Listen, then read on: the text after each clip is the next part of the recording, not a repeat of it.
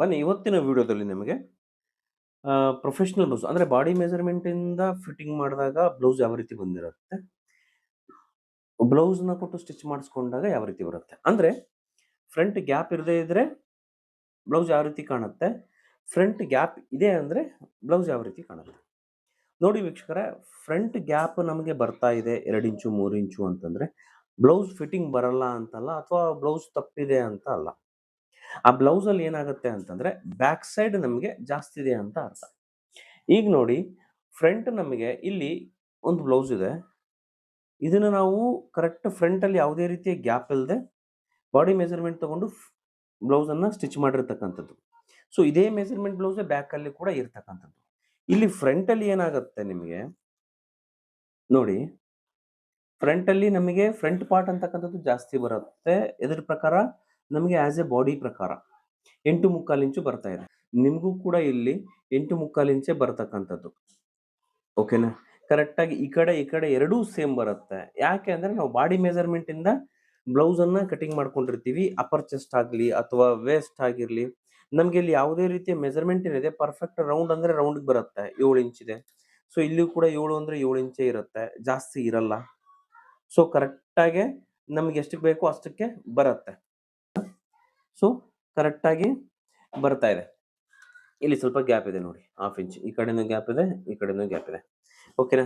So correct ಆಗಿ body measurement ತಗೊಂಡಾಗ 4 ಭಾಗ ಈಕ್ವಲ್ ಆಗಿ ಬರುತ್ತೆ. ಡಿವೈಡೆಡ್ ಬೈ 4 ಯಾಕೆ ಮಾಡಬೇಕು ನಾವು ಅಂದ್ರೆ, ಬ್ಯಾಕ್ ಸೈಡ್ ಅಲ್ಲಿ ಇದೊಂದು ಪಾರ್ಟ್, ಇದೊಂದು ಪಾರ್ಟ್, 2 ಪಾರ್ಟ್, ಮತ್ತು ಫ್ರಂಟ್ ಅಲ್ಲಿ ಇದು ಒಂದು, ಇದು ಒಂದು. ಸೊ ಹಾಗಾಗಿರೋದ್ರಿಂದ ನಾವು ಡಿವೈಡೆಡ್ ಬೈ 4 ಮಾಡಬೇಕಾಗತ್ತೆ. ಓಕೆನಾ? ಇದು ಸೈಡ್ಗಿರ್ಲಿ. ಈಗ ಇದರಲ್ಲಿ ತೆಗೆದುಕೊಂಡಾಗ ನಮ್ಗೆ ಯಾವ ರೀತಿ ಬರುತ್ತೆ ನೋಡಿ. ಇಲ್ಲಿ ನಮ್ಗೆ ಆಲ್ರೆಡಿ 2 ಇಂಚು 3 ಇಂಚು ಗ್ಯಾಪ್ ನಮಗೆ ಸಿಗ್ತಾ ಇದೆ. ಇದೇನಾಗುತ್ತೆ, ಬ್ಯಾಕಿಗೆ ಹೋಗ್ಬಿಡತ್ತೆ. ಇಲ್ಲಿ ನಮ್ಗೆ ಎಷ್ಟು ಬಂತು, 8 ಇಂಚು ಬರ್ತಾ ಇದೆ. ಅಂದ್ರೆ 3/4 ಇಂಚ್ ಇಲ್ಲಿ ಕಟ್ ಆಫ್ ಆಯ್ತು. ಓಕೆನಾ?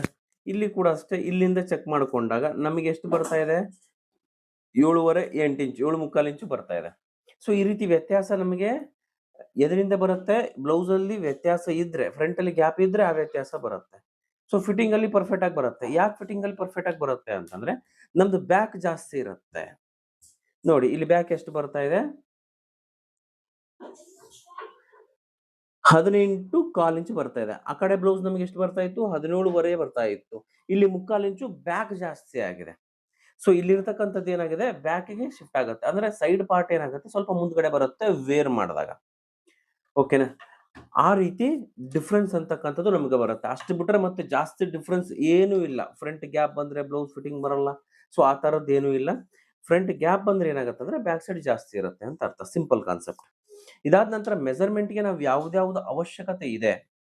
ಸೊ ಈ ರೀತಿ ಮೆಜರ್ಮೆಂಟ್ ಬ್ಲೌಸ್ ಕೊಟ್ಟಾಗ ನಾವು ಕಾಜ್ ಮಣಿ ಏನಿದೆ, ಉಕ್ಸ್ಪಟ್ಟಿ ಕಾಜ್ಪಟ್ಟಿಯಿಂದ ಮೆಜರ್ಮೆಂಟ್ ನ ತೆಗೆದುಕೊಳ್ಬೇಕಾಗತ್ತೆ. ಇಲ್ಲಿ ಎಷ್ಟು ಬರ್ತಾ ಇದೆ, ಫುಲ್ ನಮಗೆ 8.25 ಇಂಚು ಬರ್ತಾ ಇದೆ. ಇದನ್ನೇ ಕೌಂಟ್ ಮಾಡ್ಕೊಳ್ಬೇಕು 1. ಇಲ್ಲ ಅಂದ್ರೆ ಈ ರೀತಿ ಮೆಜರ್ಮೆಂಟ್ ಇದ್ದಾಗ ಆಲ್ರೆಡಿ ಒಂದು ವಿಡಿಯೋ ಹಾಕಿದ್ದೀನಿ, ನಿಮ್ಗೆ ಲಿಂಕ್ ಕೊಡ್ತೀನಿ ನಿಮ್ಗೆ. ಅದನ್ನ ನೋಡ್ಕೊಂಡು ನೀವು ಬ್ಲೌಸ್ ನ ಕಟ್ಟಿಂಗ್ ಮಾಡೋದನ್ನ ಕಲ್ತ್ಕೊಳ್ರಿ. ಬ್ಯಾಕ್ ಸೈಡ್ ಇಂದ ಮೆಜರ್ಮೆಂಟ್ ತೆಗೆದುಕೊಳ್ಬೇಕು ಫ್ರಂಟ್ ಗ್ಯಾಪ್ ಇರುವಂತಹ ಬ್ಲೌಸ್ ಗಳಿಗೆ. ಫ್ರಂಟ್ ಮೆಜರ್ಮೆಂಟ್ ನ ಅವಶ್ಯಕತೆ ಇಲ್ಲ. ಓಕೆನಾ? ಇದಾದ ನಂತರ ಶೋಲ್ಡರ್ ಪಾಯಿಂಟ್. ಶೋಲ್ಡರ್ ಪಾಯಿಂಟ್ ಎಷ್ಟಿದೆ, ಮ್ಯಾಕ್ಸಿಮಮ್ ಇದು ಎಷ್ಟಿದೆ, 2.5 ಇಂಚ್ ಇದೆ ಶೋಲ್ಡರ್ ನಮಗೆ. ಇದಕ್ಕೆ ಅಷ್ಟೇ ಬಂದಿರುತ್ತೆ, 2.5 ಇಂಚೇ ಬಂದಿರುತ್ತೆ, ಅದಕ್ಕಿಂತ ಜಾಸ್ತಿ ಬಂದಿರಲ್ಲ. ಯಾಕೆ, ಇಲ್ಲಿ ಚೆಕ್ ಮಾಡ್ಕೋಬೇಕು. ಎಲ್ಲಿ, ಈ ಪಾರ್ಟ್ ಅಲ್ಲಿ ನೋಡಿ, ಕರೆಕ್ಟ್ ಸ್ಟಿಚಿಂಗ್ ಇಷ್ಟು 1/4 ಇಂಚ್ ಹೋಗಿದೆ ಅಂದ್ರೆ 2.5 ಕರೆಕ್ಟ್ ಬರ್ತಾ ಇದೆ. ಈ ಲೈನ್ ಅಂತಕ್ಕಂಥದ್ದು ಕರೆಕ್ಟ್ ಆಗಿ ಬರುತ್ತೆ. ಓಕೆನಾ? 2.5 ಸೇರಿಸ್ಕೊಳ್ಬೇಕು. ಎಷ್ಟಾಯ್ತು, 5 ಇಂಚ್ ಆಯ್ತು. 1/2 ಇಂಚು ಮಾರ್ಜಿನ್ ಸ್ಟಿಚಿಂಗ್ ಹೋಗಿರುತ್ತೆ. 5.5 ಇಂಚಿನ ಶೋಲ್ಡರ್ ಇದಾಗಿರುತ್ತೆ. ಓಕೆನಾ? ಈ ರೀತಿ ನಾವು ಶೋಲ್ಡರ್ನ ಕನ್ಸಿಡರ್ ಮಾಡ್ಕೊಳ್ಬೇಕಾಗತ್ತೆ. ಇದಾದ ನಂತರ ನಮಗೆ ಬರುವಂತದ್ದೇ ಆರ್ಮೋಲ್ ರೌಂಡ್ ಮತ್ತು ಆರ್ಮೋಲ್ ಡೌನ್. ಆರ್ಮೋಲ್ ಡೌನ್ ನ ಮೆಜರ್ಮೆಂಟ್ ಬ್ಲೌಸ್ ಇತ್ತು ಅಂತಂದ್ರೆ ಇಲ್ಲಿ ಕನ್ಸಿಡರ್ ಮಾಡ್ಕೊಂಬಿಡಿ, ನಿಮ್ಗೆ ಯಾವುದೇ ರೀತಿಯ ಸಮಸ್ಯೆ ಬರೋದೇ ಇಲ್ಲ. ಕೆಳಗಡೆಯಿಂದ ಮೇಲೆ ವೆಸ್ಟ್ ಇಂದ ಕನ್ಸಿಡರ್ ಮಾಡ್ಕೊಂಡ್ರೆ ಮಿಕ್ಕಿದ್ದೇ ಆರ್ಮೋಲ್ ಡೌನ್ ಆಗಿರುತ್ತೆ. ಓಕೆನಾ? ಲೆಂತ್ ಬಂದು ಬ್ಯಾಕ್ ಸೈಡ್ ಇಂದ ತೆಗೆದುಕೊಳ್ಳಿ. ನೀವು ಬ್ಯಾಕ್ ಸೈಡ್ ಇಂದ ಟಕ್ಸ್ ಏನ್ ಹಿಡಿದಿರ್ತಾರೆ ಅಲ್ಲಿಂದ ಕನ್ಸಿಡರ್ ಮಾಡ್ಕೊಳ್ಳಿ ಸೆಂಟರ್ ಪಾಯಿಂಟ್ಗೆ ಎಷ್ಟು ಬರುತ್ತೆ ಅಷ್ಟಕ್ಕೆ. ಓಕೆನಾ? ಇದು ಮೆಜರ್ಮೆಂಟ್ ಇಂದ ಕೊಟ್ಟಾಗ ಮಾತ್ರ ಈ ರೀತಿ ನೀವು ಕಂಪ್ಲೀಟ್ ಮಾಡಿ. ಸ್ಲೀವ್ಸ್ ಅಲ್ಲಿ ಕೂಡ ಅಷ್ಟೇ. ಸ್ಲೀವ್ಸ್ ಅಲ್ಲಿ ನೋಡಿ, ಕ್ಯಾಪ್ ಹೈಟ್ ಅಂತಕ್ಕಂಥದ್ದು ಯಾವ ರೀತಿ ಡಿಕ್ಲೇರ್ ಆಗುತ್ತೆ ಅಂತ ನಿಮಗೆ ಹೇಳಿದ್ದೆ. ನಿನ್ನೆ ವಿಡಿಯೋದಲ್ಲಿ ನಿಮಗೆ ಕ್ಲಿಯರ್ ಆಗಿ ತೋರಿಸಿದ್ದೆ. ನಿನ್ನೆ ವಿಡಿಯೋ ನೋಡಿದ್ರೆ ಎಲ್ಲರಿಗೂ ಅರ್ಥ ಆಗಿರುತ್ತೆ ಕ್ಯಾಪ್ ಹೈಟ್ ಯಾವ ರೀತಿ ಬರುತ್ತೆ ಅಂತ ಹೇಳಿ. ಎಷ್ಟಿದೆ ಇದು, 2.5 ರೌಂಡ್ ಸ್ಟಾರ್ಟ್ ಆಗಿರತಕ್ಕಂಥದ್ದು ಎಲ್ಲಿಂದ, ಬ್ಯಾಕ್ ಸೈಡ್ ಇಂದ ಚೆಕ್ ಮಾಡ್ಕೊಳ್ಬೇಕು, ಫ್ರಂಟ್ ಸೈಡ್ ಇಂದ ಇಲ್ಲ. ಇಲ್ಲಿ ಸ್ಟಾರ್ಟ್ ಆಗಿರ್ತಕ್ಕಂಥದ್ದು 2.5 ಇಂಚು. ಇದು ಕ್ಯಾಪ್ ಹೈಟ್ ಎಷ್ಟಕ್ಕೆ ಸ್ಟಾರ್ಟ್ ಮಾಡಿದ್ದಾರೆ, ಎಷ್ಟಕ್ಕೆ ಬರುತ್ತೆ ನೋಡ್ಕೊಳ್ಳಿ ಬೇಕಿದ್ರೆ. 2.5 ಇಂಚಿಗೆನೆ ಬಂದಿರುತ್ತೆ ಅದು. ಇನ್ನೂ ಕಡಿಮೆನೇ ಇದೆ ನೋಡಿ ಬೇಕಾದ್ರೆ. ಸೊ ಈ ರೀತಿ ಇದ್ದಾಗ ಮಾತ್ರ ಫಿಟ್ಟಿಂಗ್ ಅಂತಕ್ಕಂಥದ್ದು ಪರ್ಫೆಕ್ಟ್ ಆಗಿ ಬರುತ್ತೆ. ರಿಂಕಲ್ಸ್ ಅಂತಕ್ಕಂಥದ್ದು ಬರಲ್ಲ. ಎದಕ್ಕೆ ಅಂದ್ರೆ ನಾವು ಇಲ್ಲೇನು ರೌಂಡ್ ಆಫ್ ನ ಕೊಟ್ಟಿರ್ತೀವಿ ಅಷ್ಟೇ ನಾವು ಮಾರ್ಕ್ ಅನ್ನ ಮಾಡ್ಕೊಂಡು ಕಟಿಂಗ್ ಮಾಡ್ಕೊಳ್ತೀವಿ ಕ್ಯಾಪ್ ಹೈಟ್ ನ. ಓಕೆನಾ? ಇವಾಗ ಇಲ್ಲಿ 8.25 ಇಂಚು ನಾವು ಚೆಸ್ಟ್ ಅನ್ನ ನೋಡಿಕೊಂಡಾಗ ನಮಗೆ ಬಂದಿರತಕ್ಕಂಥದ್ದು ಎಷ್ಟು, ಅಪರ್ ಚೆಸ್ಟ್ 3.5 ಇಂಚು. 3.5 ಇಂಚು ಕ್ಯಾಪ್ ಹೈಟ್ ಕೊಟ್ಬಿಟ್ರೆ ಏನಾಗುತ್ತೆ ಅಂತಂದ್ರೆ 3.5 ಇಂಚು ಇಲ್ಲಿಗೆ ಬರುತ್ತೆ. ಇಲ್ಲಿಗೆ ಇದು ಬಂದು ಜಾಯಿಂಟ್ ಆದಾಗ ಈ ರೀತಿ ಕುತ್ಕೊಳ್ಳುತ್ತೆ. ಈ ತೋಳು ಏರೋ ಅಂದ್ರೆ ಏರುತ್ತಾ? ಏರೋದೇ ಇಲ್ಲ. ಸೊ ಈ ರೀತಿ ಸಮಸ್ಯೆ ಆಗತ್ತೆ. ಇದು ನಿಮ್ಗೆ ಯಾವಾಗ ಅರ್ಥ ಆಗತ್ತೆ ಅಂದ್ರೆ ಸ್ಟಿಚಿಂಗ್ ಮಾಡ್ತಾ, ಮಾಡ್ತಾ, ಮಾಡ್ತಾ ಅರ್ಥ ಆಗತ್ತೆ. ಇಲ್ಲ ಕೆಲವೊಬ್ಬರಿಗೆ ಅರ್ಥ ಮಾಡ್ಕೊಳ್ಳೋ ಎಬಿಲಿಟಿ ಇತ್ತು ಅಂದ್ರೆ ಈಗ ಅರ್ಥ ಆಗತ್ತೆ. ಓಕೆನಾ? ಈಗ ತಿಳ್ಕೊಂಡು ಮಾಡ್ಕೊಳ್ಬೇಕಾಗತ್ತೆ. ನಿಮಗೆ ಫ್ರಂಟ್ ಗ್ಯಾಪೇ ಇಲ್ಲ, ಈ ರೀತಿ ಬ್ಲೌಸಸ್ ಬಂದಿದೆ ನಮಗೆ ಅಂತಂದ್ರೆ ನೀವು ಹೆಂಗೆ ಪ್ರಿಪರೇಷನ್ ಕೊಡಬೇಕು ಅಂದ್ರೆ, ನೀವು ಬಾಡಿ ಮೆಜರ್ಮೆಂಟ್ ಅವ್ರು ತೆಗೆದುಕೊಂಡಿರ್ತಾರೆ, ಅವ್ರದ್ದು ಅಳತೆ ಇರುತ್ತೆ. ಅವ್ರದ್ದು ಅಳತೆ ತೆಗೆದುಕೊಂಡು ಅದ್ರ ಪ್ರಕಾರನೇ ನೀವು ಕಟಿಂಗ್ ಅನ್ನ ಮಾಡ್ಕೊಳ್ಬೇಕಾಗತ್ತೆ. ಇಲ್ಲಿ ನೀವು ಕಟಿಂಗ್ ಮಾಡ್ಕೊಳ್ತೀನಿ, ನನಗೆ ಬ್ಲೌಸ್ ಇದೆಯಲ್ಲ ನಾನು ಕಟ್ ಮಾಡ್ಕೊಂಡ್ಬಿಡ್ತೀನಿ, ಎಕ್ಸ್ಪೋರ್ಟ್ ಇದ್ದೀನಿ ಅಂತಂದ್ರು ಕೂಡ ನೀವು ಇಲ್ಲಿ ಕಂಪಲ್ಸರಿ ಎಡವಟ್ ಆಗೇ ಆಗತ್ತೆ. ಓಕೆನಾ? ಯಾಕೆ ಅನ್ನೋದು ಟ್ರೈ ಮಾಡಿ ನೋಡಿ, ನಿಮಗೆ ಅರ್ಥ ಆಗತ್ತೆ. ಓಕೆನಾ? ಇದಿಷ್ಟು ಸಿಂಪಲ್ ವಿಡಿಯೋ. ಇಲ್ಲಿ ಮೆಜರ್ಮೆಂಟ್ಸ್ ಯಾವ್ಯಾವ ರೀತಿ ಇರುತ್ತೆ ಅಂತ ಹೇಳ್ಬಿಡ್ತೀನಿ. ಫಸ್ಟ್ ವೇಸ್ಟ್ ಅಂತಂದ್ರೆ ನಮಗೆ ಸೊಂಟದ ಸುತ್ತಳತೆ ಬರುತ್ತೆ. ಫುಲ್ ಬಸ್ಟ್ ಅಂತಂದ್ರೆ ಇಲ್ಲಿ ಬರತಕ್ಕಂಥ ಟಕ್ಸ್ ಪಾಯಿಂಟ್ ಏನ್ ಬರುತ್ತೆ ಇದನ್ನ ಫುಲ್ ಬಸ್ಟ್ ಏರಿಯಾ ಅಂತ ನಾವು ಕರಿತೀವಿ. ಅಪರ್ ಚೆಸ್ಟ್ ಅಂದ್ರೆ ಈ ಕಂಕುಳು ಭಾಗದಿಂದ ಈ ಕಂಕುಳು ಭಾಗಕ್ಕೆ ಏನ್ ಬರುತ್ತೆ ಇದನ್ನ ಅಪರ್ ಚೆಸ್ಟ್ ಅಂತ ಕರಿತೀವಿ. ಶೋಲ್ಡರ್ ನಿಮಗೆ ಗೊತ್ತಿರುತ್ತೆ. ಆರ್ಮೋಲ್ ರೌಂಡ್ ಇದು, ಆರ್ಮೋಲ್ ಡೌನಿಂಗ್ ಇದು, ಮತ್ತು sleeve round. Armhole round, sleeve round ಬಹಳ ಕನ್ಫ್ಯೂಸ್ ಆಗುತ್ತೆ. ಆರ್ಮೋಲ್ ರೌಂಡ್ ಅಂದ್ರೆ ನಾವು ಕಂಕುಳು ಭಾಗದಲ್ಲಿ ಜಾಯಿಂಟ್ ಮಾಡತಕ್ಕಂಥದ್ದು. ಸ್ಲೀವ್ ರೌಂಡು ಅಂತಂದ್ರೆ ಇಲ್ಲಿಂದ ಇಲ್ಲಿಗೆ ಬರುತ್ತಲ್ಲ, ಇದನ್ನ ಸ್ಲೀವ್ ರೌಂಡ್ ಅಂತ ಹೇಳ್ತೀವಿ. ಇದು ಬಹಳ ಮುಖ್ಯ. ಇದಾದ ಮೇಲೆ ನಮಗೆ ಇಲ್ಲಿ ಬರತಕ್ಕಂಥದ್ದು ಬಾಟಮ್ ರೌಂಡ್ ಅಂತ ಕರಿತೀವಿ, ಅಥವಾ ಎಲ್ಬೋ ರೌಂಡ್ ಅಂತಾದ್ರೂ ಕರಿಬಹುದು.